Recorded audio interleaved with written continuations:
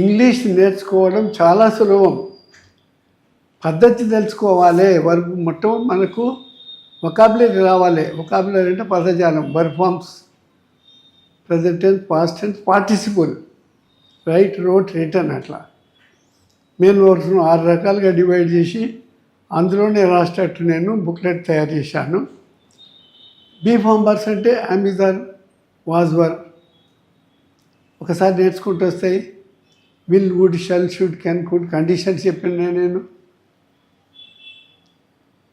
మే అనేది కండిషన్ చెప్పినాను. తర్వాత హ్యావ్, హ్యాజ్ అనేది ఇవి ఆక్సిలరీ వర్బ్స్ ఒకసారి నేర్చుకుంటూ వస్తాయి. అవి ఎట్లా వాడాలనేది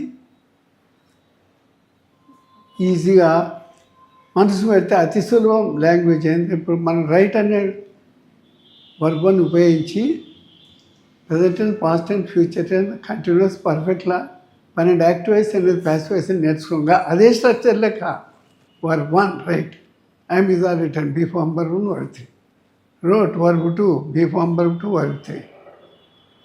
అవి బాగా ప్రాక్టీస్ చేస్తే ఏ సబ్జెక్ట్ అయినా వాడవచ్చు, ఏ ఆబ్జెక్ట్ అయినా వాడవచ్చు, ఏ వర్బ్ అయినా వాడచ్చు. అందుకోసం ఇవి దాదాపు 25 మోడల్స్ ఇచ్చాను మీకు. మీరు కూడా సొంతంగా ఇంకా కొన్ని క్వశ్చన్స్ తయారు చేసుకొని మార్చడం నేర్చుకోవాలి.